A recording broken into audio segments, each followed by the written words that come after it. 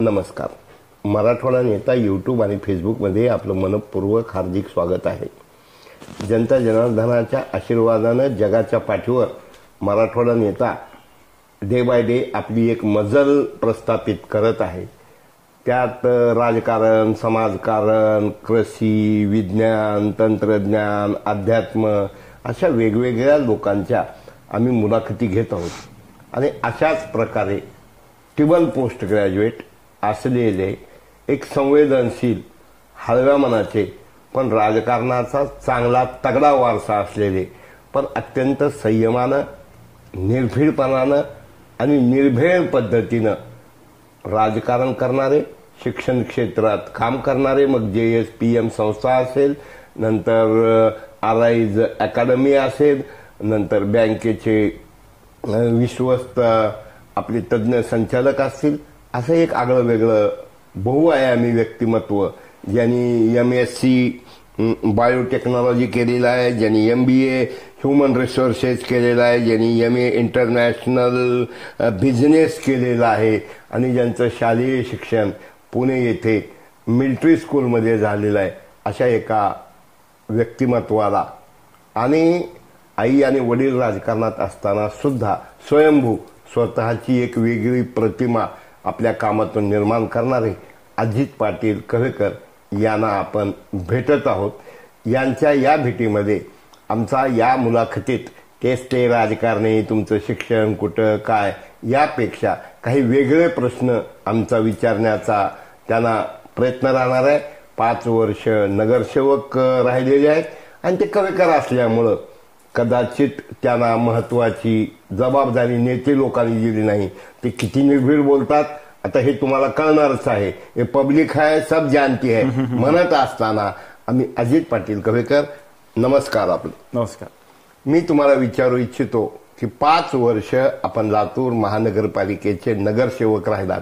एकंदरीत 2.5 वर्ष तुमच्या पक्षाची सत्ता आणि 2.5 वर्ष काँग्रेसची तुमची 2 माणसं फुटून झालेली सत्ता, या काळात एकंदरीत कामाविषयी तुमचं काय मत आहे? मला वाटतं की पहिलेचे जे 2.5 वर्ष होते, आता हे काही राजकीय म्हणजे मी त्या पक्षाचा आहे म्हणून माझं असं मत आहे असं नाही. तुम्ही ऍक्च्युअली जर म्हणजे कम्पॅरेटिव्ह अनालिसिस जर केलं की पहिल्या 2.5 वर्षामध्ये लातूर शहरामध्ये काय बदल घडला आणि नंतरच्या 2.5 वर्षामध्ये काय झालं, तर हे स्पष्ट होईल की पहिल्या 2.5 वर्षामध्ये खूप चांगलं प्रोडक्टिव्ह काम लातूर शहरामध्ये झालं. म्हणजे उदाहरण द्यायचं असेल तर स्वच्छतेचा विषय असेल की आपण लातूर शहर महानगरपालिका लातूर शहर हे सॉलिड वेस्ट मॅनेजमेंटमध्ये देशामध्ये प्रथम आलं.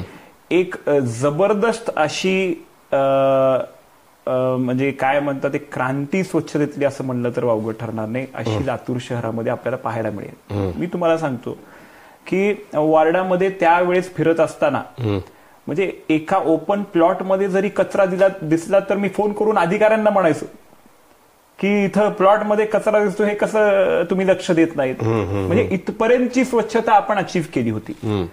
लाईटी संदर्भात विषय असेल की लातूर शहरामध्ये 15,000 पोलवरच्या लाईटी रिप्लेस करून LED लाईट्स लावण्यात आल्या. म्हणून लाईटीचा एक खूप चांगला विषय झाला होता. मग आपण जे दररोज ऐकण्यातले जे विषय आहेत की बाबा आपल्या लातूर शहरामध्ये म्हणजे स्वच्छतेचा विषय असेल, स्वच्छतागृहांचा विषय असेल, मोठा बोगीचा कारखाना असेल जो ऐतिहासिक आहे, असे अनेक विषय लातूर शहरामध्ये आपल्या महानगरपालिकेच्या पहिल्या 2.5 वर्षामध्ये झाले होते. आणि दुसऱ्या 2.5 वर्षामध्ये तुम्ही मला एक गोष्ट सांगा, प्रोडक्टिव्ह लोकांसाठी, सर्व लातूरकरांसाठी प्रोडक्टिव्ह झालेली अशी एक गोष्ट सांगा जी पुढच्या 2.5 वर्षामध्ये झालेली आहे. फक्त प्रेझेंटेशन त्या पद्धतीचं झालं की जसं मी तुम्हाला उदाहरणात सांगू शकतो की ODF++ मानांकन लातूर शहराला मिळालं, असं गवगव आपण लातूरच्या पालकमंत्र्यांच्या माध्यमातून सुद्धा ऐकला. आणि हास्यास्पद होतं की ODF++ म्हणजे ओपन डेफिकेशन फ्री सिटी असं त्याला म्हटलं जातं. पण तुम्ही जर लातूर शहरामध्ये फिरून जर पाहिलं असतं तेव्हा तर कचऱ्याचे ढीग होते. आणि म्हणून म्हणजे एकीकडे कचऱ्याचे ढीग असताना सुद्धा तुम्ही ते नामांकन कशा पद्धतीने आले ह्याच्यावर सुद्धा प्रश्नचिन्ह आहे. आणि म्हणून प्रोडक्टिव्ह काम फक्त पहिल्या 2.5 वर्षामध्ये झालं असं माझं स्पष्ट मत आहे. हे सर्व करत असताना लाईट, रस्ता, पाणी, स्वच्छता याशिवाय तुमच्या 2.5 वर्षाच्या काळात काय झालं? मी जसं म्हणालो की आतापर्यंत कुठलाच मोठा म्हणजे रोजगाराचा एखादा मोठं युनिट कुठल्याच पक्षाला या ठिकाणी आणता आलं नव्हतं. परंतु भारतीय जनता पक्षाच्या नेतृत्वामध्ये, आदरणीय संभाजीराव पाटील निलंगेकर साहेबांच्या नेतृत्वामध्ये या ठिकाणी मोठा बोगीचा कारखाना निर्माण होतोय. आणि म्हणून ऐतिहासिक आहे की आपल्या लातूर शहराला मुख्यमंत्री मिळाले. 8 वर्ष मुख्यमंत्री पद होतं, अनेक मंत्रीपद आपल्या लातूर शहरानं भूषवली, परंतु असं एकही युनिट आपल्याला या ठिकाणी आणता आलं नाही. परंतु 10,000 रोजगार निर्मित होतील अशा पद्धतीचा एवढा मोठा बोगीचा कारखाना या ठिकाणी लातूर शहरामध्ये भाजपनं आणण्याचं काम केलं. मला वाटतं हे खूप मोठं असं ऐतिहासिक काम झालेलं आहे. नाट्यगृह केलं, आज कुठल्या लेवलला आहे? नाही, नाट्यगृहाचं बांधकाम चालू आहे, परंतु त्याला सुद्धा वेगळं रूप देण्याचं काम सध्या माजी पालकमंत्र्यांच्या माध्यमातून होते. आणि म्हणजे नाट्यगृह, शादीखाना असे अनेक विषय, भारतीय स्मशानभूमी असे अनेक विषय झालेले आहेत. पण एक मोठा जर विषय आपल्याला बोलायचा झाला म्हणजे युवकांच्या रोजगाराच्या संदर्भात असेल, लातूर शहराच्या म्हणजे एक ओव्हरऑल इकॉनॉमिक डेव्हलपमेंटच्या विषयाच्या अनुषंगानं असेल, तर बोगीचा कारखाना मला वाटते खूप मोठा विषय भारतीय जनता पार्टीनं निकाली लातूर शहरासाठी, लातूर जिल्ह्यासाठी काढला. मान्य आहे, भारतीय जनता पक्षानं बोगीचा कारखाना आणला, राष्ट्रीय महामार्ग, शहरातले गडकरी साहेबांनी बरेच रस्ते वगैरे दिले. पण जी कला किंवा जे माजी महापौर विक्रांत गोजमगुंडे, आता आपले पालकमंत्री जोपर्यंत नवीन येत नाहीत तोपर्यंत अमित देशमुखच आहेत, ते माझे विठ्ठल पांडुरंग आहे म्हणतात. आणि दुसऱ्या बाजूला प्रभारी हंगामी महापौर म्हणून ते म्हणतात.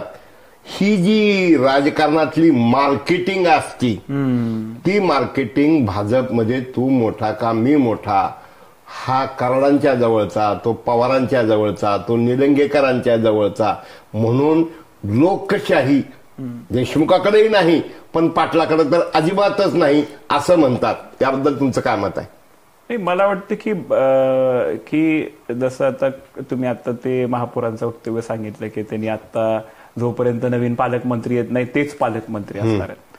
परंतु आम्ही असं म्हणतो की ते पालकमंत्री तर सध्या नाहीतच, परंतु ते लातूरचे परमनंट पर्यटन मंत्री आहेत.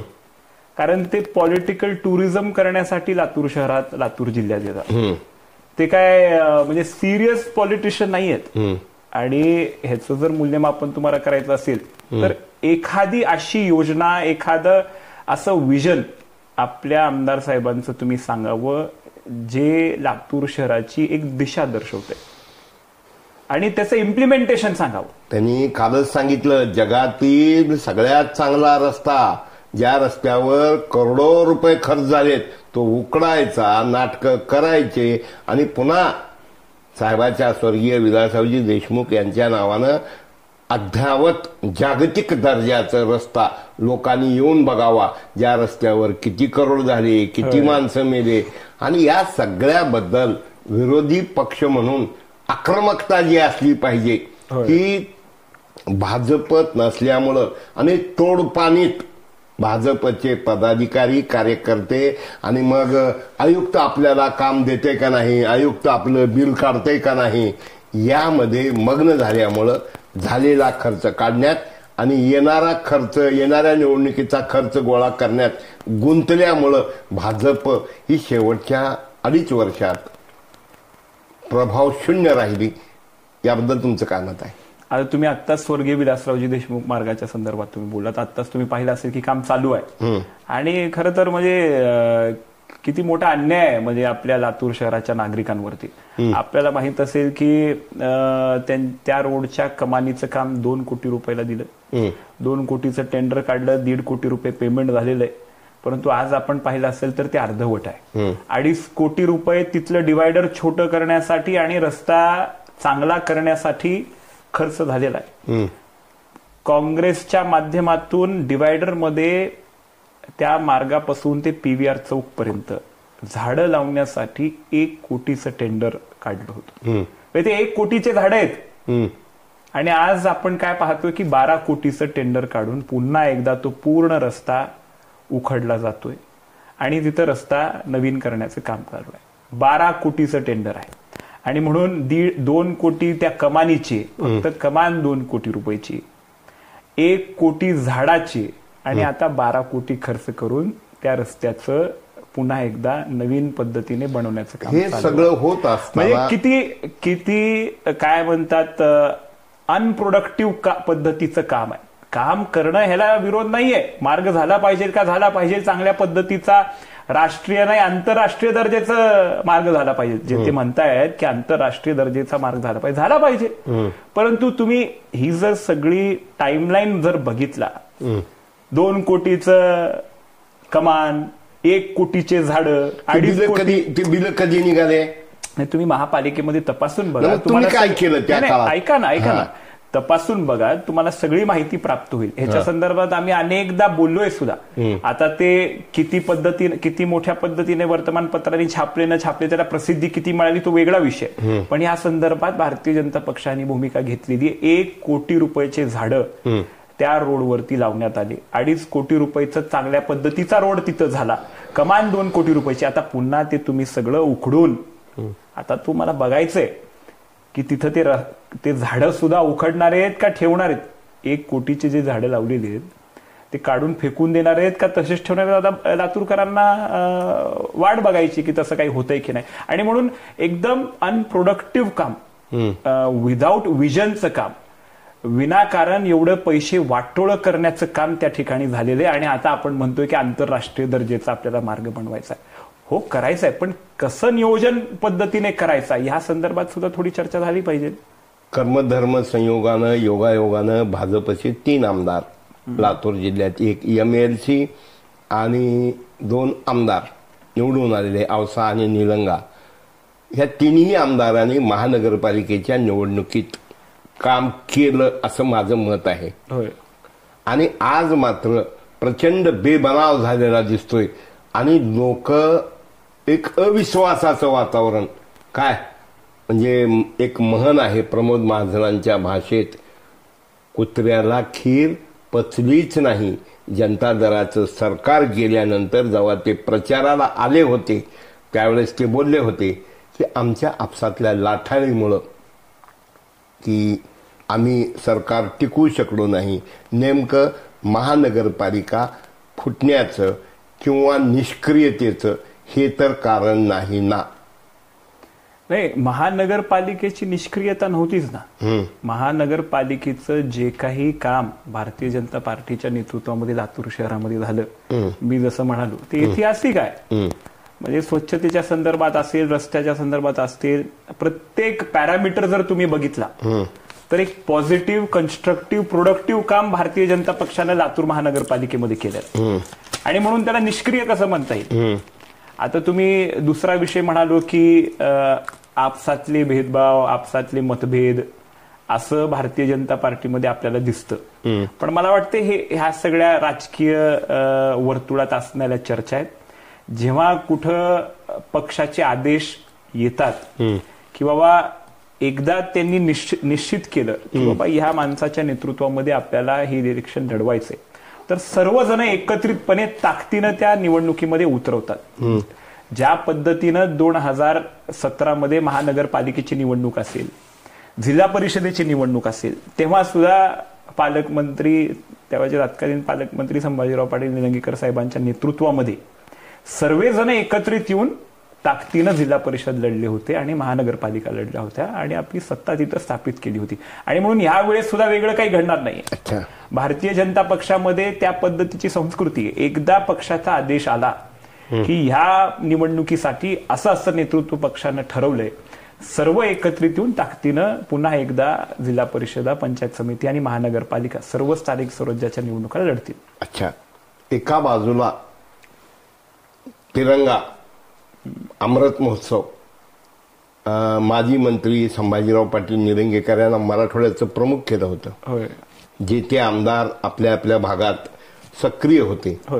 आणि अशा परिस्थितीमध्ये निलंग्यात निलंग्याची झाली, लातूर ग्रामीणमध्ये रमेश कराडनं केलं ग्रामीण, आणि रेणापूर आणि मुरुड, परत तुमचे काय म्हणता अभिमन्यू पवारनी औशामध्ये केलं. पण लातूर हा देशमुखाचा बालेकिल्ला असताना या ठिकाणी एकीची वज्रमूठ दिसली नाही. खासदार आणि निलंग्याचे आमदार काय हे आले, त्यामुळं लोकात जी कुजबूज आहे, अरे ह्यांचं एकात एक नाही, यावर तुमचं काय मत आहे? मला असं वाटतं की आत्ता जी रॅली आपल्या लातूर शहरामध्ये झाली त्याच्यासाठी माजी पालकमंत्री आमदार संभाजीराव पाटील निलंगेकर उपस्थित होते आणि खासदार साहेब उपस्थित होते.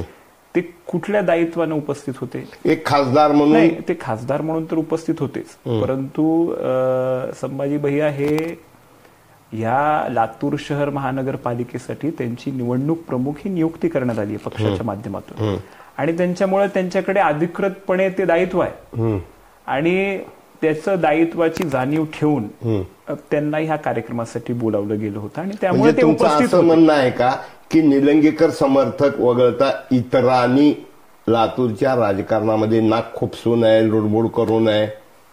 असं काही नाही. आता आमची मागेच एक पक्षाची वार्षिक बैठक झाली होती, ती आमदार रमेश अप्पा कराडांच्या ऑफिसमध्ये झाली होती, आणि म्हणून असं कोणी ह्यांनी लुडबुड करू नये त्यांनी लुडबुड करू नये असा विषय नाही आहे. एका रॅलीमध्ये समजा जर तुम्ही जसं म्हणता की ह्यांनी उपस्थित नव्हते त्यांनी उपस्थित होते, त्याच्यामधून असा काही संदेश मी तेच म्हणतोय की एका रॅलीमध्ये न उपस्थित राहण्यामुळे असा संदेश जातो असं माझं वैयक्तिक मत नाही आहे. लातूर महानगरपालिका असेल, जिल्हा परिषद असेल, मला खात्रीनं वाटतंय की जेव्हा पक्ष आदेश येईल की कोणाच्या नेतृत्वामध्ये ही लढली गेली पाहिजे, तेव्हा सर्व एकत्रितपणे ताकदीने ह्या निवडणुका लढवतील. अच्छा, आपण ह्या सर्व गोष्टीचा विचार करत असताना महानगरपालिकेत आपण नगरसेवक म्हणून कोणते कोणते विशेष ठराव मांडून कामं करून घेतले, किंवा तुम्ही ॲज ए नगरसेवक हा वार्डाचा नसतो तरी परंतु तुम्ही असे ठळक, जसं पंढरपूरला लोकांना घेऊन गेलात, नंदनवन आपल्या साई नंदनवनला घेऊन गेलात, नंतर तुम्ही आपला बसवेश्वर चौकाचं सुशोभीकरण जे SPMच्या माध्यमातून केलं, तुम्ही रोड मला वाटतं वेस्टेज टाकाऊ पासून टिकाऊ तो रोड केला.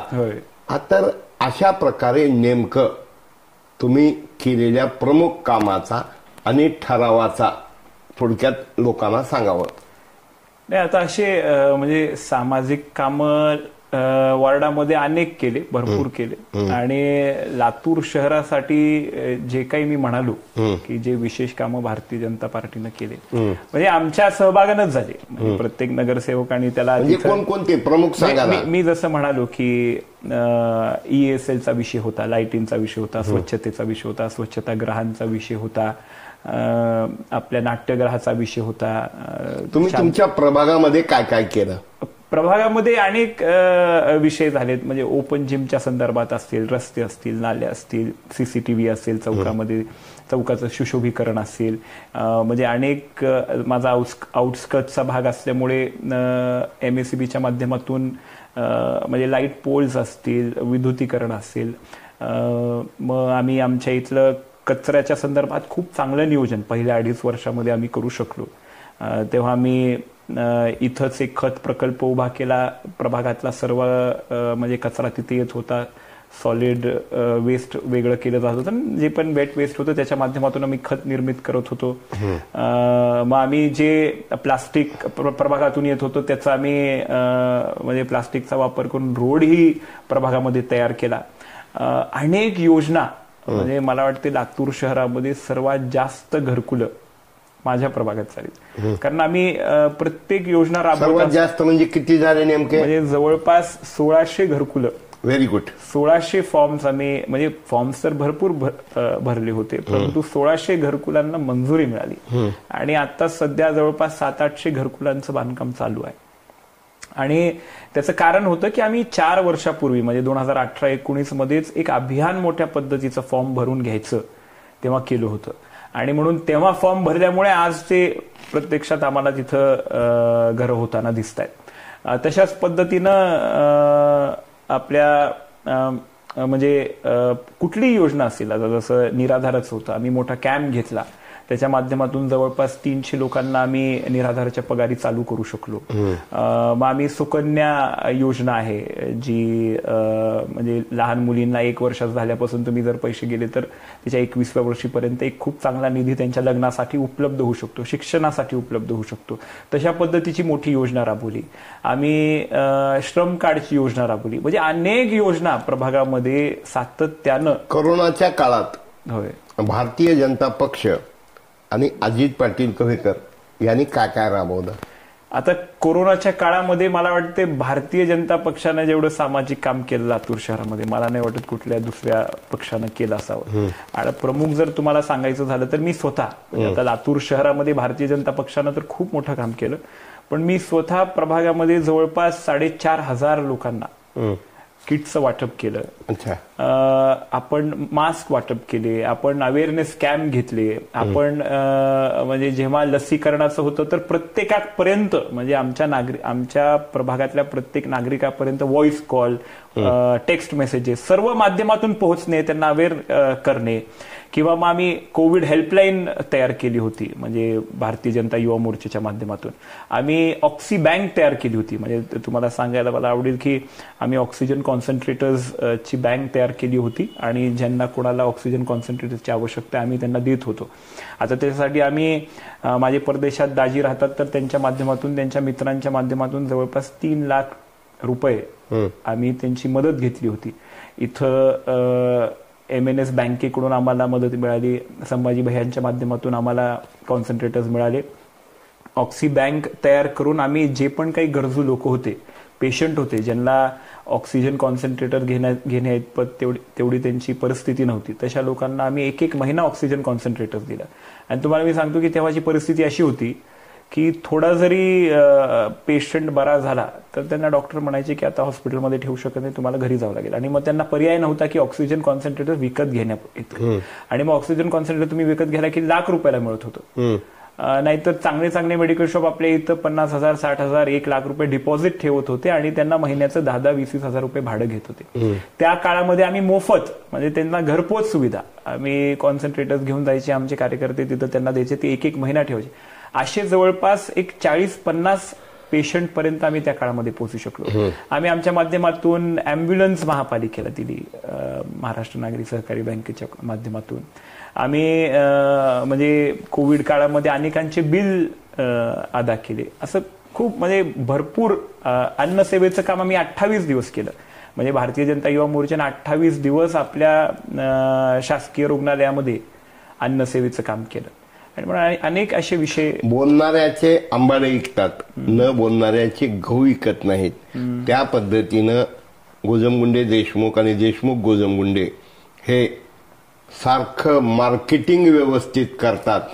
आणि तुमचा कारण आमदार निलंग्याचे असल्यामुळं लातूर हे बेवारशी प्रेतासारखं होतंय आणि लोकलमध्ये समन्वयाचा अभाव नगरसेवकात नसल्यामुळं इथलं तुमचं काम ग्रहण लागलंय असं आम्हाला वाटतं. ह्याच्यावर तुमचं काय मत आहे? नाही, मला वाटतं की म्हणजे मोदीजी सतत आपल्या भाषणांमध्ये सांगत असतात किंवा कुठेही समुपदेशन करत असताना ते सतत म्हणत असतात की परफॉर्म अँड इन्फॉर्म. आणि मला कुठंतरी असं वाटतंय की भारतीय जनता पक्षानं जे काम लातूर शहरामध्ये केलं त्याच्यामध्ये काही प्रमाणामध्ये आम्ही मला वाटते प्रेझेंटेशन करण्यामध्ये कमी पडलो. यस. मग हे कमी का पडलो? आता तो विषय जसं तुम्ही म्हणालात की बाबा त्या संदर्भातलं इम्पॉर्टन्स, त्या प्रेझेंटेशनचं महत्व, त्या प्रेझेंटेशन निर्माण होणारं लोकांमधलं परसेप्शन, या सगळ्या गोष्टींसंदर्भात जर थोडा विचार मला वाटते अधिकचा करायला हवा होता. आणि ते ताकदीनं सातत्यानं जनतेसमोर मांडण्याची आवश्यकता होती. आणि जसं तुम्ही म्हणतो की politics is all about perception. आम्ही काम भरपूर केलं, प्रोडक्टिव्ह काम केलं 2.5 वर्षामध्ये. म्हणजे काँग्रेस पक्षाला काहीच, मी तर म्हणतो it was so unproductive in next 2.5 years. आम्ही जे काम केलं त्याला आम्हाला व्यवस्थित मांडता आलं नाही असं मी मान्य करतो. अच्छा, मग हे सगळं होत असताना अमृत योजना टेंडर आपल्या काळात निघालतं का अगोदर निघालतं? नाही, टेंडर तर अगोदरच निघालतं, पण ते आदरणीय म्हणजे फडणवीस साहेबांच्या नेतृत्वामध्येच झालं होतं ना. अच्छा. तर याच बरोबर लातूरला एकंदरीत माहोल पाहता येणाऱ्या महानगरपालिकेला काय म्हणजे आपसातील बेबनावामुळं नगरसेवकातला बेबनाव. कारण पहिल्यांदा मला आठवतंय की तुम्ही लोणावळ्याला गेला होतात महापौर निवडायला, सगळी ग्रुप तुमचा गेला होता, बरोबर आहे. मग दुसऱ्या वेळेस जाणीवपूर्वक देशमुख पाटील फिक्सिंगमुळं कुठंच टूर वगैरे न करता निवडणूक झाली का? नाही, असं काय होतं की जेव्हा निवडणूक झाली होती तेव्हा सगळे नवीन होते, एक पळून गेला नगरसेवक उचलून आणला, काटावरचं बहुमत होतं आणि कुठल्याही पक्षामध्ये, मग ते काँग्रेस पक्ष असेल, शिवसेना असेल, भाजप असेल, कुठल्याही पक्षामध्ये म्हणजे जोपर्यंत महापौर निवड होत नाही किंवा बहुमत सिद्ध होत नाही तोपर्यंत अशा पद्धतीच्या गोष्टी आपण पाहतो आणि म्हणून त्याचाच एक तो भाग समजला पाहिजे. पण दुसऱ्या वेळेस जेव्हा सर्वांचा परिचय झाला होता, चांगल्या पद्धतीचं ताकदीचं काम 2.5 वर्षामध्ये झालं होतं, फक्त वैयक्तिक स्वार्थामुळे सत्तांतर झालं. म्हणजे मला एखादं पद नाही मिळालं म्हणून त्यांनी बंड केला आणि काँग्रेसची साथ मिळालं नाही म्हणून बंड केलं का? भाजप शिवसेनेचं महाराष्ट्रातलं जे सरकार बनलं की उद्धव ठाकरे, जे कोणी त्या काळातले इथले उद्धव ठाकरे असतील, मठपती असतील किंवा सुरेश पवार असतील, किंवा त्यांचा लोकसंपर्क नव्हता, ते पदावर होते पण अधिकार नव्हते, त्या पापाची शिक्षा म्हणून लोकांना जावं लागलं असं लोक म्हणतात. किंवा नाही कडे इथं काय लातूरकरांची चॉईस निलंगा राईस हे म्हणत असताना अलर्ट असलं पाहिजे. तुमच्या मतदारसंघात औसावाला, औशाच्या मतदारसंघात निलंगावाला, निलंग्याच्या मतदारसंघात संजय बनसोडे, उदगीरमध्ये बाबासाहेब पाटील, अहमदपूरमध्ये ज्या पद्धतीनं काम करतात की लातूरचं पालकत्व जबाबदारीनं महानगरपालिकेचं न झाल्यामुळं चांगले चांगले आयुक्त आले आणि जाणीवपूर्वक ऐकत नसल्यामुळं त्यांना जावं लागलं. याबद्दल तुमचं काय मत आहे? कसं आहे की हे महत्वाकांक्षा सर्वांना असतात. आता त्यांनी भारतीय जनता पार्टीचे नगरसेवक होते, काम करत होते, आपल्या गीता कौडताई असतील किंवा बिराजदार साहेब असतील, ते सदस्य होते. आता त्यांना काही महत्वाकांक्षा होता की मला असं पद मिळालं पाहिजे. मग सगळ्यांच्या महत्वाकांक्षा पूर्ण होऊ शकतात का? नाही. आता मी एक नगरसेवक म्हणून निवडून आल्यानंतर मला 5 वर्षामध्ये मी स्थायीचा सदस्य सुद्धा झालो नाही. शेवटच्या 4 महिन्यामध्ये मला स्थायीचं सदस्य केलं. म्हणजे वेन इट वॉज ओव्हर, आमचा कार्यकाळ जवळपास संपलाच होता, 1 महिना. मग आता मी पण असं काही बंड पुकारायला पाहिजे का? 4-5 वर्षामध्ये मी स्थायीचा सदस्य सुद्धा झालो नाही आणि म्हणून मग असं म्हणायचं नाही की बाबा मला काही नाही मिळालं म्हणून मी आता निघून जातो. पद मिळालं नाही कारण त्याला कारण तुमची पास्ट हिस्ट्री. तुमचे वडील आमदार होते. हिस्ट्री काही असू द्या, ऐकून घ्या, ऐकून तरी घ्या. तुमचे वडील 5 वर्ष विलासरावजीला पराभूत केलं. मार्केट कमिटीला लातूरमध्ये एकच वाघ आहे, शिवाजी पाटील कव्हेकर, की ज्यांनी दिलीपराव देशमुखाला पर मार्केट कमिटीला पराभूत केलं. उद्या अजित पाटलाचा उदय झाला, अजित पाटील उद्या मोठा झाला तर आपलं कसं आणि लातूरमध्ये एक परंपरागत असलेलं नेतृत्व उभा राहील, ज्यांच्याकडे शाळा आहे, बँक आहे, टीम आहे, वेळ प्रसंगी सर्व गोष्टी करायला तयार आहेत. म्हणून तुम्हाला जाणीवपूर्वक तुमचं खच्चीकरण केलं का? असं मी पाहत नाही त्याला. मी जसं म्हणालो की प्रत्येकाला महत्वाकांक्षा असतात आणि प्रत्येक जण पक्षामध्ये त्यांच्या पद्धतीने न्याय देण्याचा प्रयत्न करीत असतो. आता जेव्हा पण आपण महापौर असतील, उपमहापौर असतील, स्थायी समिती सदस्य, हे जे काही पदं असतात ह्याला म्हणजे पदं देत असताना अनेक समीकरणं म्हणजे घालून ते दिली जातात आणि म्हणून त्या वेळेसचे ते निर्णय मला वाटते भारतीय जनता पक्षानं एकदम चांगल्या पद्धतीने घेतले होते, चांगलं काम 2.5 वर्षामध्ये झालं होतं आणि म्हणून ह्यांच्या महत्वाकांक्षा पूर्ण नाही झाल्या म्हणून यांनी बंड केला. आता ह्यांची समजा अपेक्षा होती की असं आम्हाला पद मिळायला पाहिजे, ती मिळालं नाही म्हणून बंड केला. आता त्याला तुम्ही अँगल अनेक देऊ शकता. अहो, महाराष्ट्रात शिंदेनी काय केलं किंवा हे आमदार का फुटले, ह्यांना कोणी भेटत नव्हतं. फार सिरियस विषय आहे. ऐकून घ्या. तिथं आयडियोलॉजीचा विषय होता बदर साहेब, तिथं आयडियोलॉजीचा विषय होता. आयडियोलॉजिकल डिफरन्सेस असताना सुद्धा शिवसेना काँग्रेस सोबत गेली. म्हणजे हिंदू हृदय सम्राट बाळासाहेबजी ठाकरे साहेबांच्या पक्षानं काँग्रेस सोबत हात मिळवणी केली. दिस इज आयडियोलॉजिकल डिफरन्स. करेक्ट. आयडियोलॉजीची माती करण्याचं काम झालंय. लातूर शहरात काय झालं होतं, एवढं चांगलं काम तुम्ही भारतीय जनता पक्षाच्या नेतृत्वामध्ये 2.5 वर्ष केलं.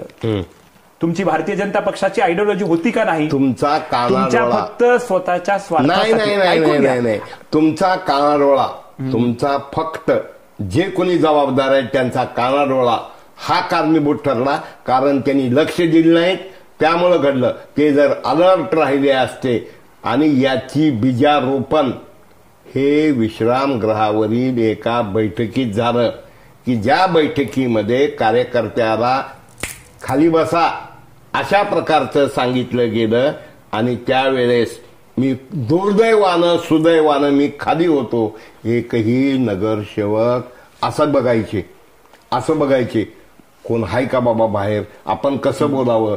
तुम्ही होतात, शैलेश गोजमगुंडे होते. तुम्हाला बदर साहेब सांगतो की जी इंटरनल डेमोक्रेसी भारतीय जनता पक्षामध्ये लातूर जिल्ह्यामध्ये ती काँग्रेसमध्ये आपल्याला बघायला मिळते का? नाही. मला सांगा की काही काँग्रेसवाले सगळंच करतात. ऐकून घ्या. देशमुख अँड देशमुख कंपनी पैसा लावतात, वेळ देतात, यंत्रणा उभा करतात. मोदी साहेबांच्या भाषेत काका भतीजा जे वाद आहे ते चुलते पुतणे मिळून सगळं करतात. पण तुमच्याकडं कार्यकर्त्याची माझं एक उदाहरण आमच्या पहिल्या 2.5 वर्षामध्ये नाही, आपल्याकडं कार्यकर्त्याला फक्त कार्यकर्त्याला देना बँक होती, कार्यकर्त्याला लेना बँकच राहिली नाही. आणि म्हणून ह्या देना बँकेचं जसं देना बँकेचं दिवाळं निघालं तसं इथं या भाजपचं दुर्दैवी वेळ. एका बाजूला महाराष्ट्रात नागपूर नंतर लातूर ही भाजपची प्रतिमा, याला निश्चित संभाजीराव पाटलाला 70% मत द्यावे लागतील, 60% मत द्यावी लागतील. पण इतर लोकाला टीमवर्क, सांघिक नेतृत्व मोदी करतात. मोदी ऑर्डर करतात, त्या ऑर्डर उभे करतात. पण दुर्दैवानं या ठिकाणी निग्लिजन्स, अपघात झाला, निष्काळजी पण झाला ना. जर अलर्ट राहिले असते, जर तुम्ही तुमच्याकडे राजामनियार वगैरे यायला तयार होते, जर तुम्ही प्रामाणिकपणे, याचा अर्थ मी नाही, मला अधिकार नाही त्यांच्या प्रामाणिकपणावर कोणाच्या शंका घ्यायचा. पण बऱ्याच वेळा भाजप जसं मुंडे विलासांची दोस्ती होती तसंच देवेंद्र फडणवीस आणि आपल्या काय म्हणतात की अमित देशमुखांची तिकीट खरेदी केली की हो, जागा भाजपची शिवसेनेला सोडली. आणि मग संभाजीराव रडले अक्षरशः, कार्यकर्त्यापुढे दुःख व्यक्त केलं की, आणि नोटाचं दिलं तरी. परंतु लातूरच्या भाजपचं वृद्धिंगत व्हायला, मी तुम्हाला बघितलंय, तुमचे कार्यकर्ते लातूर महानगरपालिकेला पुस्तकं वाटत होते केलेल्या कामाचे. आणि ऑन दी स्पॉट तुम्ही लगो काम को म्हणायचं, आणि कहा लगो, लागा कामाला. अरे कुठं लागा, भिंतीवर डोकं आपटून घ्या का. नेमकं जे घडत चाललंय हे येणाऱ्या काळात महानगरपालिका लक्षात घेता अजित पाटील साहेब म्हणजे काय आणि जीत, जर जीत पाहिजे असेल, तुम्ही एवढे शिकलेले आहो, मला कधी कधी काय वाटतं आता माहित झालं तुमची माझी, मला वाटतं राणे साहेब आलते तेव्हा ती विलासावी पहिली तुमची माझी भेट. एवढा शहाणा माणूस, मौनी बाबा का झाला, बोलले का, तुम्ही आंदोलन केले का, केले, पण पक्षांतर्गत काय, पक्षांतर्गत तुम्हाला काय संधी दिली नाही. नाही. आता मी तुम्हाला सांगतो की आता मी समजा पहिल्यांदा तुमचे वडील आमदार, तुमचे वडील आमदार, तुमचे वडील मार्केट कमिटीचे सभापती, तुमच्या आई जिल्हा परिषदेच्या अध्यक्षा, आणि एकाच पठ्ठ्या साहेब, रात्री 12 वाजता कोणी फोन करू द्या. कालच मला जगन्नाथ पाटील म्हटले आमच्या घरी त्यांना मिटिंगला बोलवलं असताना, अर्थकारणामध्ये शिवाजी कवेकर पैसे देणार नाहीत, पण एखाद्याला अडचण असेल रात्री 2ला जरी फोन केला तन मन धनानं पूर्ण ताकदीनिशी उभा राहणार आहे. ही प्रतिमा तुमची कधी होणार? मी तेच म्हणतो बदर साहेब की ह्याच्यात तुम्ही खरं तर एक गोष्ट पाहायला पाहिजे की माझे वडील आमदार होते, माझी आई जिल्हा परिषद अध्यक्ष होती आणि म्हणून मला काहीतरी पद द्यायला पाहिजे होतं असं तुम्हाला काय वाटतं? दिलं गेलं नाही, मला वाटत नाही, आणि असं दिलं जात नाही. हे भारतीय जनता पक्ष आहे, परिवारवादापासून खूप दूर असलेला पक्ष आहे. हे फक्त काँग्रेसमध्ये चालतंय की बाबा ह्याचे वडील आमदार आहेत, ह्याला सुद्धा महापौर करावं लागलं, उपमहापौर करावं लागेल. हे फक्त काँग्रेसमध्ये शक्य, भारतीय जनता पक्षामध्ये शक्य नाही. आणि तुम्ही मला सांगा की फक्त मी कवेकर साहेबाचा मुलगा म्हणून मला महापौर करायचा नाही. मी सांगतोय तुम्हाला करायचं कुठल्या आधारावर करायचं? माझा काय अनुभव आहे का महानगरपालिकेतला? माझा प्रशासकीय अनुभव आहे का शहर चालवण्याचा? कुठल्या आधारावर तुम्ही अपेक्षा करता की तुम्हाला उपमहापौर करायचं, महापौर करायचं? अहो तुम्ही सदस्य म्हणून राहा. तुम्ही सदस्य म्हणून भारतीय जनता पक्षानं तुम्हाला तिकीट दिलं, तुम्ही तिथे गेलात, प्रश्न मांडू लागलात, विषय मांडू लागलात, न्याय मिळवून देण्याचा प्रयत्न करू लागलात. Isn't this enough? का तुम्हाला आल्या आल्या कवेकर साहेबाचा मुलगा आहे म्हणून मला महापौर करा, शहराचं वाटोळं झालं तरी चालेल पण मला महापौर करा? ही भूमिका भारतीय जनता पक्षामध्ये चालत नाही. ही भूमिका फक्त काँग्रेस पक्षामध्ये चालते की लहान मुलगा जन्माला आलं की माहिती असतं की हा भावी पालकमंत्री आहे. हे फक्त काँग्रेस पक्षामध्ये चालतं. भारतीय जनता पक्षामध्ये तुम्हाला संघर्ष करावा लागतो, आंदोलन करावं लागतात, तुम्हाला रस्त्यावर उतरावं लागतं, तुम्हाला झगडावं लागतं. आम्ही 200 आंदोलन केलेत मागच्या 5 वर्षामध्ये. तुम्ही एकंदरीत आम्ही भारतीय जनता युवा मोर्चाच्या माध्यमातून आम्ही गडीला जाऊन तिथं रांगोळीचं आंदोलन केलं. आम्ही नाही तुम्हाला गडीवर जाऊन बाबळगावला जाऊन तिथं आंदोलन केलं, कवेकर पाण्यासाठी आंदोलन केलं, रस्त्यावरच्या त्या पार्किंगसाठी आंदोलन केलं, कचऱ्यासाठी आंदोलन केलं. आणि म्हणून भारतीय जनता पक्षाचं काय डिफरन्स आहे? पार्टी विथ डिफरन्स म्हणजे काय? हा एक मुद्दा आहे त्याच्यातला की परिवारवाद तिथं चालत नाही. तुम्हाला तुमचं कर्तृत्व दाखवावं लागतं, संघटन कौशल्य दाखवावं लागतं, नेतृत्व गुण दाखवावं लागतो, तेव्हा पक्ष तुमच्याबद्दल विचार करतो. म्हणजे मी म्हणतो आमच्या पार्टी विथ डिफरन्स या टॅगचं मी ज्वलंत उदाहरण आहे. म्हणून आपण जे म्हणालात की आयुध पाटलाला असं मोठं होऊ द्यायचं नाही म्हणून असं केलं, असं नाही हो. नक्की असं नाहीये. पक्षानं तुम्हाला काय म्हणतात ते उनको भी परखना पडता है, आजमाना पडता है. आणि तुम्ही त्या कसोटीतून निघालो की पक्ष तुमच्यावरती विश्वास टाकतो. हा भारतीय जनता पक्ष आहे. आता लातूरमध्ये चर्चा आहे की काही जण म्हणतात की धीरज देशमुख हे मतदानाला गैरहजर होते, ते भाजपमध्ये येणार. काही जण म्हणतात दोन्ही भाऊ भाजपमध्ये येणार. मग त्यांनी जर भाजपमध्ये आले तर मग तुम्ही काँग्रेसमध्ये जाणार का? नाही, ही जी चर्चा आहे मला कधी कधी म्हणजे असं आश्चर्य वाटतंय की मला फक्त त्या संदर्भात असा विचार पडतो की लातूर ग्रामीण असेल, लातूर शहर असेल, अक्षरशः हजारो कार्यकर्त्यांनी आपलं जीवन खपावलं, संघर्ष केला, उठाव केला. आणि हा जो काही देशमुखांचा परिवारवाद होता आणि ती जी काही हुकुमशाही लातूर शहर जिल्ह्यामध्ये आपल्याला गेल्या 30-40 वर्षापासून पाहायला मिळते, ह्याला खेटून खेटून लोकांचे आयुष्य बर्बाद झाले हो. म्हणजे तुम्ही ग्रामीणमध्ये जर गेलात तर त्यांच्या जागेवरती उस जळाले. मी तुम्हाला एक उदाहरण सांगतो. मी शिराळ्याला आमचे एक मित्र आहेत, त्यांचे आजोबा वारले होते आणि आजोबा वारले होते म्हणून मी त्यांच्या मातीसाठी त्यांच्या घरी गेलो होतो. आणि आमच्या मित्राला मी बोलत असताना ते म्हणाले की फक्त म्हणजे त्यांच्या घरी बसलो होतो आणि ते म्हणाले की हे जे तुम्ही पडकं घर पाहताय हे फक्त आणि फक्त भाजपच्या पाठीमागं शक्ती लावल्यामुळे आमचं हे अवस्था आहे. अहो आमचं रानात ऊस जळून गेला हो. माझी जी काही कष्टाची परिस्थिती आहे, मी जे काही कष्ट करतोय ह्याचं एकमेव कारण मी ह्या प्रवाहाच्या विरोधात होतो. आम्ही जर सोबत असलो असतो तर आम्हाला सुद्धा चांगले चांगले बंगले बांधता आले असते. आणि म्हणून अशी हजारो कार्यकर्त्यांची फौज आहे आपल्या लातूर शहरामध्ये, ग्रामीणमध्ये. आणि आज जर असं जे काही तुम्ही चर्चा करताय, नाही असं म्हणताय, शिवाजीराव पाटील कव्हेकरांनी बंद खोलीतले, बंद खानसरीवरच्या बंदिस्त मतदाराला बाहेर काढलं, काय आणि विधानसभेला सुद्धा डंकेचे चोट लढले. जर तुमचं खच्चीकरणच केलं जाणार असेल पाटील साहेब, तर तुम्ही ते सहन करणार का? नाही, खच्चीकरण म्हणजे कसं? काय काय म्हणून कमिटी आहे तुमच्याकडे? फक्त खर्चा कमिटी? अहो खर्चा कमिटी नाहीये. म्हणजे पक्ष सांभाळायचा आणि पक्षानं आलेले पद, उद्या सत्तेचे पद तुम्हाला डीपीडीसी नाही. मी जसं म्हणालो की 5 वर्ष माझा अनुभव झालेला आहे. आता येत्या काळामध्ये मला खात्रीनं वाटते की पक्ष चांगल्या पद्धतीचा विचार माझ्या संदर्भात करेल. जे काही काम मी भारतीय जनता युवा मोर्चेमध्ये संघटनात्मक दृष्टी केलं किंवा महानगरपालिकेमध्ये मी जे काही काम केलं त्याची नक्कीच पक्ष दखल घेईल. अच्छा.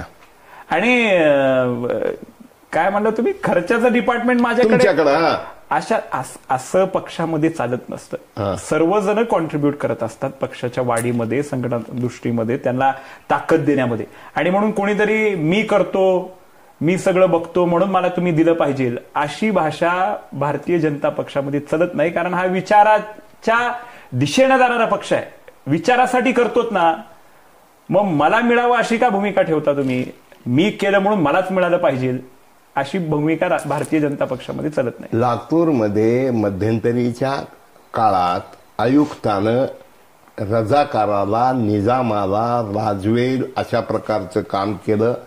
सामाजिक सलोखा उद्ध्वस्त करायचं पाप केलं. आणि भगतसिंग चौकाचं बोर्ड तात्काळ काढा काय हा दिला आणि त्यांनी कोर्टात स्टे घेतला. 2 वर्तमानपत्राच्या दुकानाला सील ठोकलं. जेव्हा की अमित देशमुख आणि इतरांकडे करोडो रुपये बाकी असताना त्यांच्याकडे कानाडोळा केला. तुम्ही निश्चित सभागृहात बोललात, तुम्हाला नेत्यांनी सांगितलं. पण इथं नोकरशाही ही नाकापेक्षा मोती भारी झाल्यामुळं लातूरला मी नाही त्यातली अशा प्रकारचे माजी आत्ताचे मावळते पालकमंत्री म्हणत गेले. आणि अधिकाऱ्याच्या खांद्यावर बंदूक ठेवून मग राजस्थान शाळेचं बांधकाम बंद करणं असेल किंवा अनेक घटना एखाद्या गुराख्याला शाबेला अशा प्रकारच्या भाषेमध्ये आयुक्त बोलत होते. आणि खाजगीमध्ये ते तुमचे चांगले मित्र होते असं म्हणतात. त्याच्यावर तुमचं काय मत आहे? माझे सर्व अधिकाऱ्यांशी चांगले संबंध आहेत. शेवटी प्रभागामध्ये काम करून घेत असताना आणि लोकांचे प्रश्न मार्गी लावत असताना अधिकाऱ्यांसोबत चांगले संबंध ठेवणं ही माझी जबाबदारी आहे. काम करून घेणं, काम माझं मार्गी लागेल हे पाहणं ही माझी जबाबदारी आहे.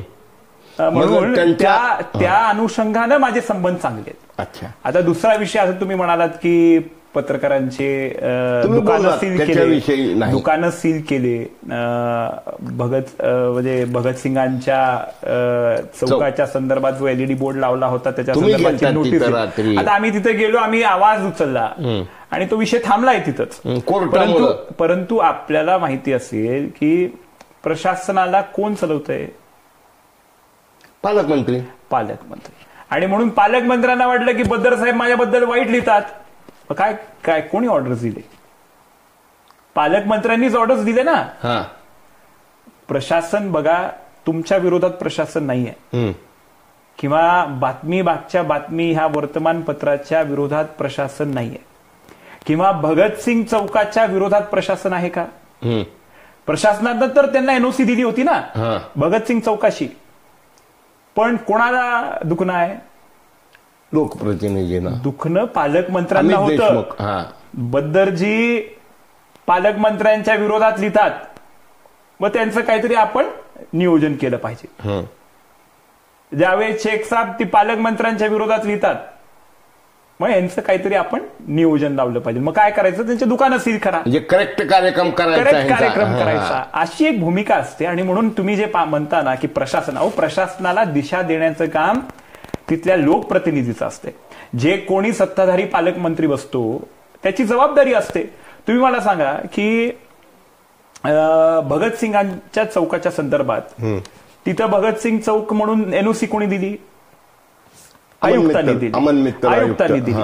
आणि मग काँग्रेस पक्षाची काय भूमिका आली की 2012 मध्ये स्वर्गीय विलासरावजी देशमुख साहेबांचं तिथं आपल्याला पुतळा घेण्याचा ठराव महापालिकेमध्ये झाला होता. अहो तुम्ही 2012 ते 22 काय झोपला होतात का? म्हणजे स्वर्गीय भगतसिंगांचं तुम्ही तिथं चौकाचं एलईडी बोर्ड उभं झाल्यावर तुम्हाला आठवण आली की बाबा हे आम्ही ठराव 2012 मध्ये घेतलेला ना, आता तुम्ही घेऊ शकत नाही. अशा पद्धतीचा दबाव जे कमिशनर आहेत त्यांच्यावरती कोणी आणला? बरोबर आहे. म्हणजे पालकमंत्र्यांनी तो दबाव आणला की तुम्ही तिथलं भगतसिंग चौक बंद करा आणि तिथं 2012 मध्ये जो स्वर्गीय विलासराव देशमुखांचा जो ठराव घेण्यात आला तिथं पुतळा उभा करण्यासाठी तुम्ही नियोजन करा. मग आम्ही त्याला विरोध केला. आम्ही तिथं गेलो. आम्ही म्हणालो की बाबा ज्या माणसाने पूर्ण अख्ख्या देशाला प्रेरणा दिली, आता त्यांचा बोर्ड काढून तुम्ही स्वर्गीय विलासराव देशमुखांचा पुतळा लावणार का? आणि ते तयारी झाली ना. म्हणजे आश्चर्य बघा की नेतृत्वाला जेव्हा माहिती होतं, म्हणजे पालकमंत्र्यांना जेव्हा माहिती होतं की तिथं भगतसिंगांचा एलईडी बोर्ड आता लावलेला आहे, तुम्ही त्याचा विचार करून त्या थोर वीर पुरुषाचा मान म्हणून तुम्ही माघार घ्यायला नाही का? तुम्ही म्हणायला पाहिजे होतं बाबा एलईडी बोर्ड कशाला लावलाय, मोठा आपण पूर्णाकृती पुतळा उभा करू भगतसिंगाचा. तिथं तुम्ही लोकसहभागातून 15 लाख रुपये खर्च करून एलईडी बोर्ड लावलाय. तो शोभेल असा नाही, आपण 1 कोटी रुपये तिथं देऊन मोठा पुतळा त्याचं भव्य असं सुशोभीकरण करू, असं मनाचा मोठेपणा ठेवून त्या थोरवीर पुरुषासाठी म्हणायला पाहिजे होतं का नाही? पण त्यांनी काय केलं? नोटीस पाठवली की ती वो हटा दो. आणि तिथं आता 2012 मध्ये आम्ही जो ठराव घेतलाय महानगरपालिकेनं त्याच्या हिशोबानं तिथं पुतळा उभा झाला पाहिजे स्वर्गीय विलासराव देशमुखांचा. कितपत बरोबर आहे? आणि म्हणून ह्या अनुषंगानं मी तुम्हाला सांगतोय की प्रशासन इज नॉट इंडिपेंडेंट. ते काय प्रशासक म्हणून सातत्याने वावरू शकत नाही. सचिवालय नाही, मंत्रालय असते ते. जे कोणी मुख्यमंत्री महोदय मंत्री असतात त्यांच्या मार्गदर्शनाखाली तिथलं प्रशासन चालत असते. त्याच पद्धतीनं लातूर शहरामध्ये जे कोणी आयुक्त असतील ते कोणाच्या मार्गदर्शनाखाली चालतात? ते पालकमंत्र्यांच्या मार्गदर्शनाखाली चालतात. आणि म्हणून जे काही काय म्हणतात त्याला दादागिरी जी लातूर शहरामध्ये तुम्ही पाहिली ती कोणाची आहे? ती पालकमंत्र्यांची दादागिरी होती. त्यांच्या आशीर्वादाशिवाय एक सुद्धा गोष्ट या लातूर शहरामध्ये त्या पद्धतीची होऊ शकत नाही. बद्दरजीचं दुकान जर सील करायचं असेल, जेव्हा हजारो रुपये कोटी रुपये दुसऱ्यांचे असून सुद्धा तुमचं सील करतात, का करतात? प्रशासनाचं काय तुमचं काय वाकडं आहे का? अजिबात नाही. परंतु तुम्ही काँग्रेस पक्षाच्या विरोधात लिहिता, तुम्ही देशमुख परिवाराच्या विरोधात गेल्या 30 वर्षापासून 40 वर्षापासून लिहिता. आणि म्हणून तुमचं कुठंतरी वाईट केलं पाहिजे, त्याच्यामुळं तुमचं दुकान सील करायचं. दुर्दैवानं सुदैवानं योगायोगानं ही कॅमेऱ्यासमोर बोलायला नको पण बोलतो मी, प्रदीप पाटील खंडापूरकर आणि ऍडव्होकेट अमित रोडे जेव्हा अमन मित्तलला घरी भेटायला आलो होतो तेव्हा अमन मित्तल मला म्हटले की तुम आज से 11 महीने पहले 9 महीने पहले मेरे खिलाफ लिखे थे. हे काय इंडिकेट करते हो? अमित देशमुख निश्चित 70% दोषी आहेत, पण 30% तरी त्यांना डोकं विचार आहे का नाही? माझं असं मत आहे, कारण त्या घटनेचे दुर्दैवानं म्हणतो मी, तुम्ही साक्षीदार आहात की तो काय म्हणला मला, तुम्ही अमन मित्तल काय म्हणला, तुम्ही होतात काय की तुम मेरे खिलाफ कैसा क्या लिखे, म्हणजे हा काय जहागीरदार आहे का? आता कसं आहे, हा कसं आहे, असं पर्सनल घेऊन बद्दल साहेब मी तुम्हाला सांगतो ना, आता मागच्या बातमी जावेद शेख यांच्या दुकानाला कुलूप लावलं, त्यांचं काय होतं वैयक्तिक, तुम्हाला असं वाटतं की वैयक्तिक आहे, परंतु ह्याचा मोठा ईगल व्ह्यू जर घेतला तर तुम्हाला तो लक्षात येईल पालकमंत्र्याने. तो पालकमंत्र्याचा आहे. मराठीत एक अहो अशा आता प्रशासनाचे, आयुक्तांचे किंवा उपायुक्तांचे, अधिकाऱ्यांचे अनेक जणांसोबत वाकडं असते किंवा जमत नाही. स्वाभाविक आहे, काम करत असताना माझं तुमचं जुळावंच असं नसतंय ना. बरोबर आहे. माझा स्वभाव वेगळा, तुमचा स्वभाव वेगळा, म्हणून प्रशासनाचं अनेक लोकांसोबत मतभेद असू शकतात, परंतु त्याच्यामधून अशा पद्धतीची घटना घडत नसते. हायकमांडचा ऑर्डर होता म्हणून ही घडली. अच्छा, आता शेवटचा आणि महत्वाचा प्रश्न की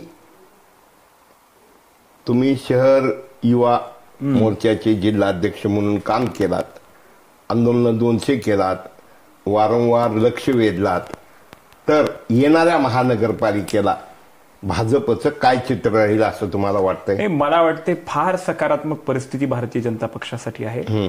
खूप चांगलं काम पहिल्या 2.5 वर्षामध्ये भारतीय जनता पार्टीच्या नेतृत्वामध्ये झालेलं आहे. त्याची जर आपण मुद्दे म्हणजे वाचायला गेलो तर वेळ पुरणार नाही एवढं काम भारतीय जनता पक्षाचं झालेलं आहे. अहो आज तुम्ही हैदराबादला, मी काल संभाजीनगरला गेलो होतो, छत्रपती संभाजीनगरला 3.5 तासात पोहोचलो.